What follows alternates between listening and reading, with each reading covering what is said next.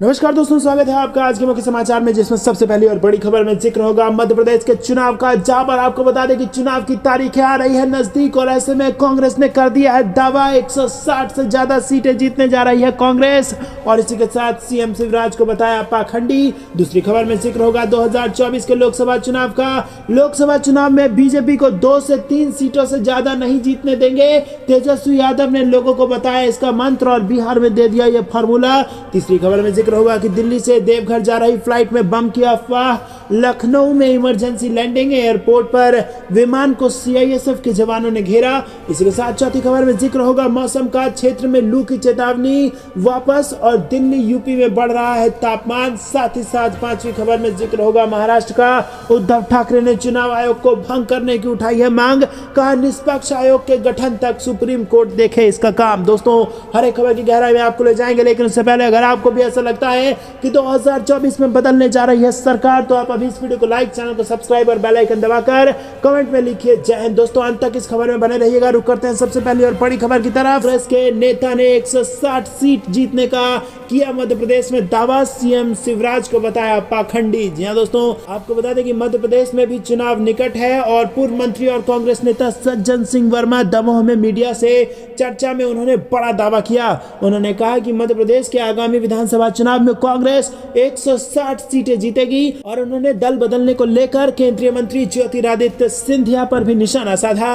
वर्मा ने मुख्यमंत्री शिवराज सिंह चौहान को पाखंडी बताया और पूर्व मंत्री वर्मा रविवार शाम को दमोह के हटा कस्बे में आयोजित बुंदेली मेला में अतिथि के रूप में पहुंचे थे। दोस्तों, आपको बता दें कि पूर्व मंत्री से जब यह पूछा गया कि क्या गारंटी है कि उनके दावे के मुताबिक कांग्रेस की जीत और सरकार बनने के बाद इस बार कांग्रेस से कोई ज्योतिरादित्य सिंधिया बनकर नहीं निकलेगा, इस पर उन्होंने कहा कि जनता ने अपनी आंखों से देखा है कि जिन्हें हम अपना आदर्श मानते थे उस आदर्श का सपना टूट गया। इस बार मध्य प्रदेश की जनता कांग्रेस के कम से कम 160 विधायक जिता कर लाएगी। रही बात ज्योतिरादित्य सिंधिया की, तो उनके खून में कई नाम हैं जो दोगलापन था, अब वो उनके साथ कांग्रेस से बाहर जा चुके हैं। अब केवल शुद्ध कांग्रेस के खून वाले लोग ही कांग्रेस में शामिल हैं। दोस्तों, रुक करते हैं अगली ब्रेकिंग न्यूज की तरफ। लोकसभा चुनाव में बीजेपी को 2 से 3 सीटों से ज्यादा नहीं बढ़ने देंगे, तेजस्वी ने लोगों को बताया इसका मंत्र। जी हाँ दोस्तों, आपको बता दें कि बड़ी खबर आ रही है। लोकसभा चुनाव 2024 को लेकर पार्टियां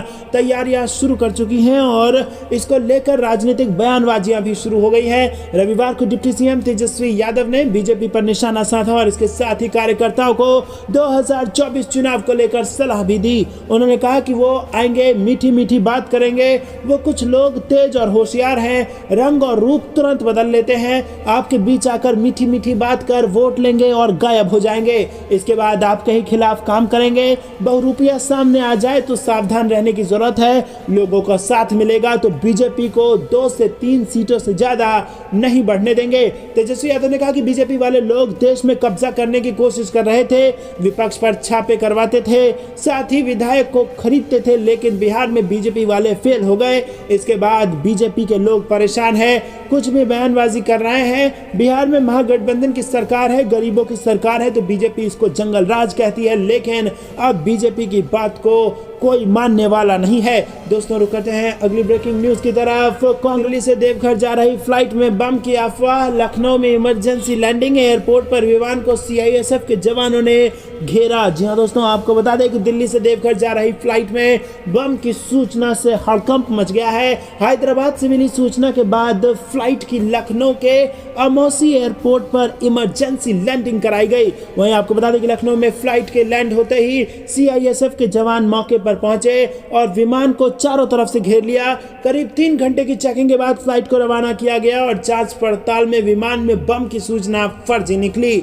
झूठी सूचना देने वाले व्यक्ति को भी पुलिस ने गिरफ्तार कर लिया है। दोस्तों, रुक करते हैं अगली ब्रेकिंग न्यूज की तरफ। इन क्षेत्रों में लू की चेतावनी वापस, दिल्ली यूपी में बढ़ रहा है तापमान। मौसम का ताजा हाल आपको बता दें दोस्तों कि पश्चिमी विक्षोभ जम्मू कश्मीर और आसपास के क्षेत्रों पर बना हुआ है और विक्षोभ के कारण मौसम में बदलाव नजर आ रहा है। स्काईमेट वेदर के मुताबिक जम्मू कश्मीर, लद्दाख और हिमाचल प्रदेश के कुछ हिस्सों में हल्की से मध्यम बारिश और बर्फबारी हो सकती है। उत्तराखंड और अरुणाचल प्रदेश के ऊपरी इलाकों में भी कुछ जगहों पर हल्की बारिश और बर्फबारी की संभावना है।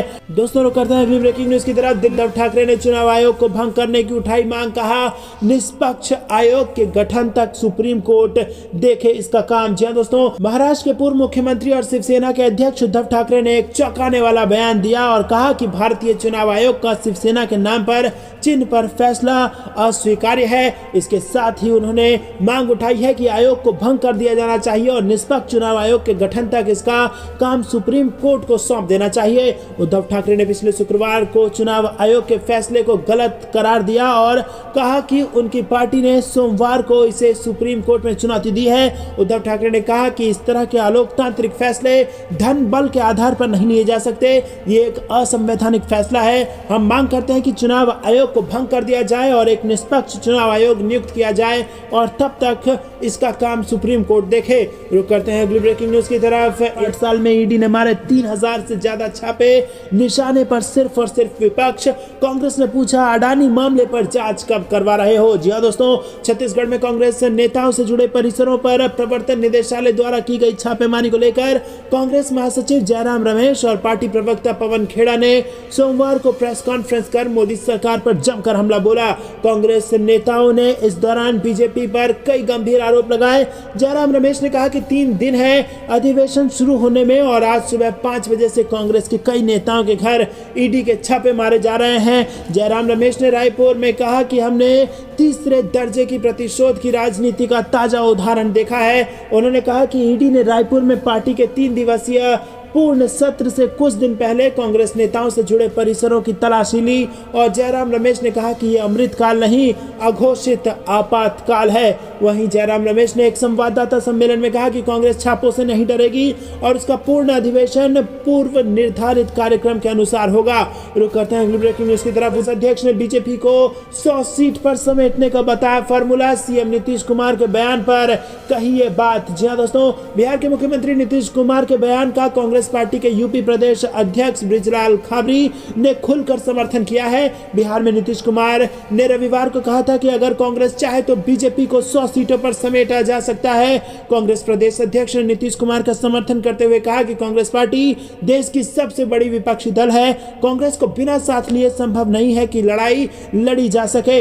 इसी के साथ खाबरी ने नीतीश कुमार की सोच की तारीफ करते हुए कहा कि यह सोच देश के हित में है। उन्होंने कहा कि देश हित में सभी पार्टियों को एक साथ आना चाहिए। कांग्रेस प्रदेश अध्यक्ष बृजलाल खाबरी बलरामपुर में एक कार्यक्रम में हिस्सा लेने पहुंचे थे और वहां पर उन्होंने ये बात कही थी। दोस्तों, क्या आपको भी ऐसा लगता है कि सभी विपक्षी पार्टियों का एकजुट होकर भाजपा से चुनाव लड़ना देश हित में है और ऐसा कांग्रेस को करना चाहिए?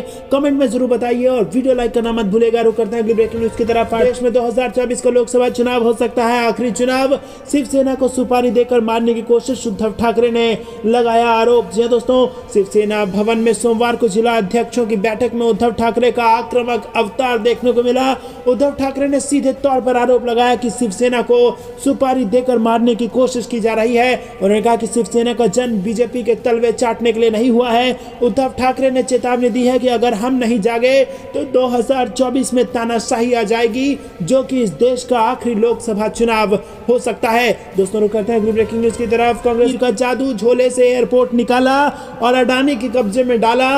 मोदी सरकार पर राहुल गांधी का वीडियो अटैक। जी हां दोस्तों, अडानी विवाद को लेकर कांग्रेस सांसद राहुल गांधी ने नरेंद्र मोदी सरकार पर फिर से हमला बोला और 5 मिनट के वीडियो में गांधी ने एक बार फिर पूछा कि व्यापारिक समूह को बिना किसी पूर्व अनुभव के अनुबंध क्यों दिए गए। कांग्रेस नेता ने वीडियो में आरोप लगाया है कि मोदी सरकार ने 2018 में सार्वजनिक निजी भागीदारी के तहत अडानी समूह को 6 हवाई अड्डे सौंपने के प्रस्ताव को मंजूरी दी थी और 1 साल बाद लखनऊ, अहमदाबाद, गुवाहाटी, बेंगलुरु, तिरुवनंतपुरम और जयपुर के हवाई अड्डों के संचालन का ठेका दे दिया था। वहीं राहुल गांधी ने कहा कि मैंने संसद में पीएम मोदी और अडानी के संबंधों के बारे में सच बोला। मैंने सबूत के साथ बोला कि कैसे भारत की दौलत लूटी जा रही है और इस सच्चाई को संसद के रिकॉर्ड से बाहर कर दिया गया था। राहुल गांधी ने 8 फरवरी को अपने लोकसभा भाषण का जिक्र करते हुए कहा कि उन्होंने गौतम अडानी के साथ पीएम मोदी का एक पोस्टर भी साझा किया था। अपने लोकसभा भाषण के दौरान राहुल गांधी ने आरोप लगाया था कि मोदी सरकार ने अडानी के पक्ष में कुछ कानूनों को बदल दिया जो कि पीएम के गृह राज्य गुजरात से है। दोस्तों, रुक करते हैं अगली ब्रेकिंग न्यूज की तरफ। बीजेपी को अभी लग गया है बड़ा झटका। क्या बदल जाएगी 2024 में देश की राजनीतिक तस्वीर?